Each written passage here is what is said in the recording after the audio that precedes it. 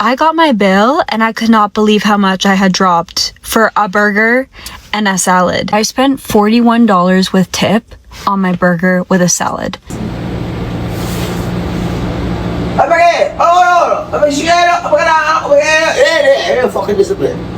I'm mad.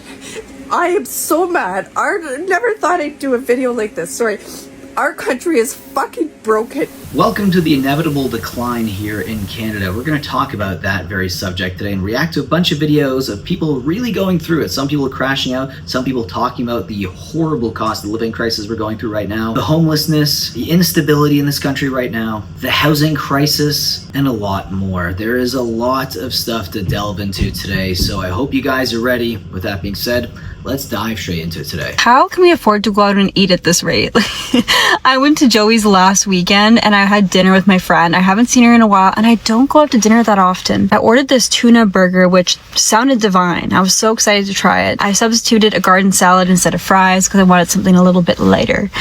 Got the burger. It's a big burger. It was delicious. The salad was honestly so mid. I could have done without the salad, but I got my bill and I could not believe how much I had dropped for a burger and a salad. I spent $41 with tip on my burger with a salad and I did not order a drink. I told my roommate and she's like, "Did you order a drink?" I said, "No.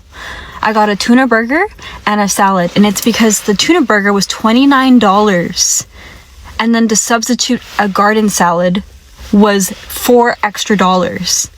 And then I tipped her 20%, I think, because she was so nice and I really liked her and she was very genuine and down to earth. I think you should tip your servers. But at this rate, I'm not going to be able to afford to tip or be able to afford to go out to eat if I'm spending $40 for a simple burger and a salad. Like, that's actually insane. And it's not even a fine dining restaurant. And she's also in Ontario, so think about the fact that she's also going to have to spend an extra 13% just in taxes. And then on top of tipping your server, and then the overpriced food now. Unbelievable. I'm mad. I am so mad. I never thought I'd do a video like this. Sorry. Our country is fucking broken. I just talked to my grandma who's in a place in Ontario. They get a shower once a week. And if she wants a bath, which she can get once a week too, it costs $50 fucking dollars. They get no services. What the fucking kind of country do we live in? So at some of these retirement homes, they're making the seniors pay $50 for a bath. What the heck is going on? This is actually insane. This is the first time I've ever heard about this and is really depressing, honestly.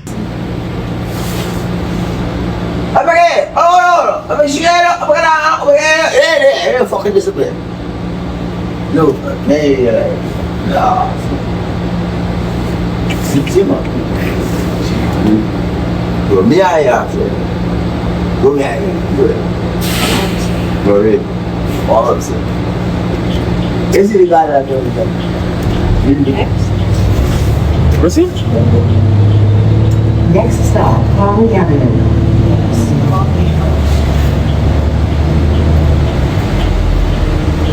Yeah.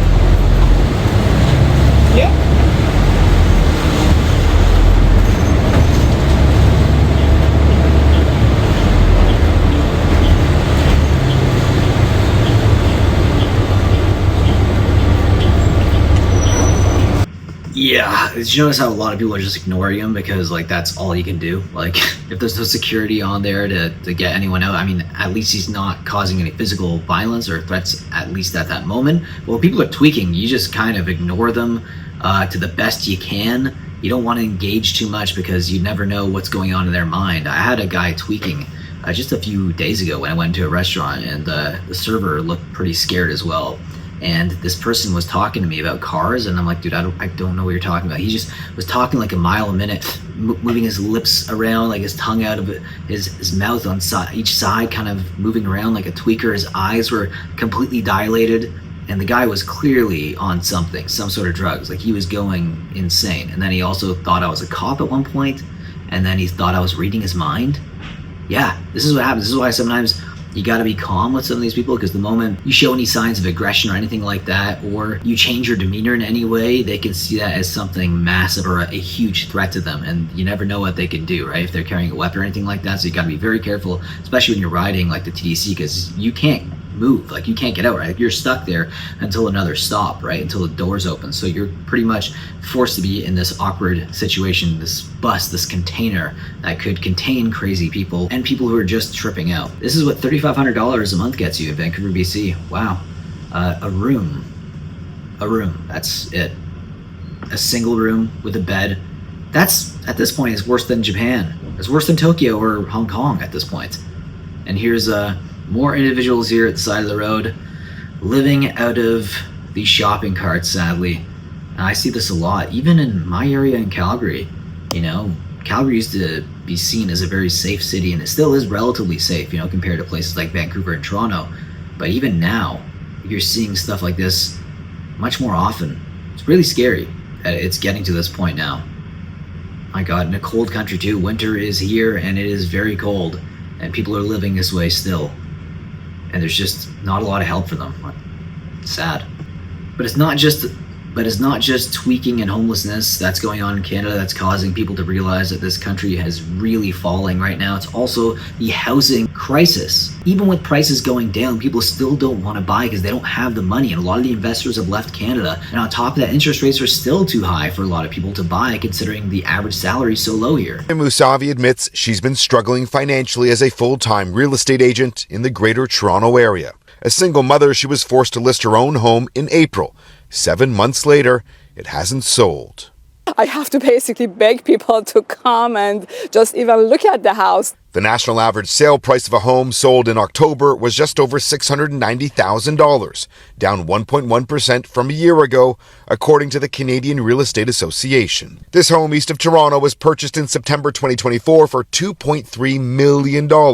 Last month, it sold for $1.2 million. The seven-figure loss is the result of a power of sale. Power of sales are way up in the GTA. They're up 90% compared with what they were just a few months ago. Losing the homes to the banks is a real possibility that has led to sleepless nights for Musavi. I've never seen anything like this before. With no income, I couldn't even pay my mortgage, and I have to sell the house. The Canadian Real Estate Association expects the housing market to become more active in 2026, though some experts we spoke with say the economic uncertainty could prolong the pain for many. I don't know about that. I don't know if the housing market is going to be hot in 2026. I mean, of course, the news is going to try to get people to believe that the market could be hot, but again, the economic uncertainty, the fact that interest rates are still relatively high compared to the last 10 years here in Canada. People aren't used to interest rates being as high as they are, and it used to be something that was normal back in the 80s and even early 90s, but now people can't afford these houses based on the average income. The average incomes just don't make sense for the average home prices. If I had to Google it, you have to hear about it. Why people with full-time jobs can't afford to live in Canada right now. So prior to doing research, here are my hypotheses. One, I think it's because rent just keeps increasing, food's getting more expensive, tariffs. There's a lot happening in the world right now, and I feel like there's always a lot happening in the world. But I think because of how expensive everything's getting and that wages are not following up with that, I think that is a major reason why we are having these disparities. I'm now going to do some research and I'll come back with my notes. Okay, per update.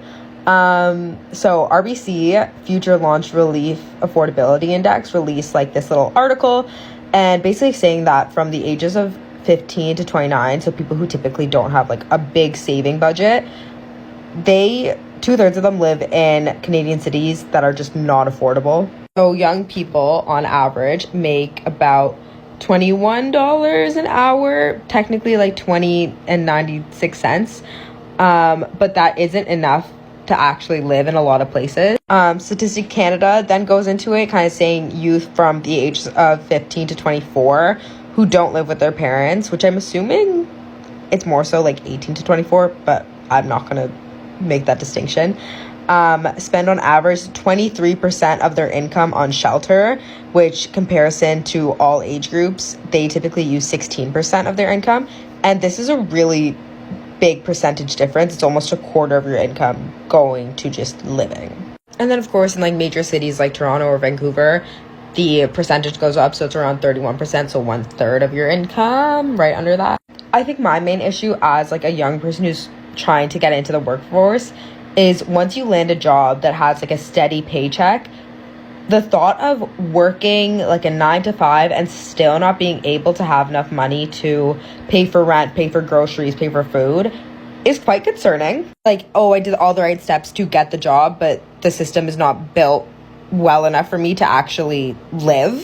Next part of what I'm going to say is just from like in-person interactions, but I was speaking to someone who works in like food insecurity, and they were discussing how people with full-time jobs are coming to soup kitchens because they genuinely cannot afford housing and food, which should not be a major issue, especially if you're employed. So while landing a job is super, super important, I think especially as it kind of comes to this graduating class and probably the next one as well, I think it's really important to kind of develop skills that are like investing, budgeting, and being able to have like side projects and networking in order to, one, kind of build up to get to that job position, and two, to make sure that you're protected in the future just in case you kind of run into these insecurities. And it's actually pretty common in places like Toronto, where a lot of my friends live. There's a lot of people who live at home with their parents, and it's not because they're saving for a down payment for a house or anything like that.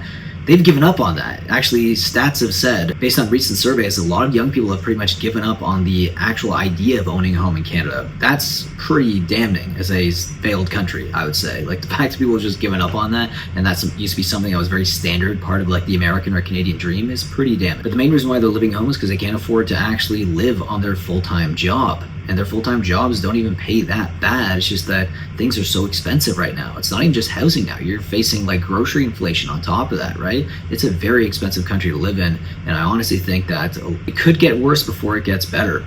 Will it get better next year? Hopefully, but I wouldn't bet on it. Leave your thoughts down below in the comment section about this subject and also about today's video. I'll see you guys in the next one. Take care.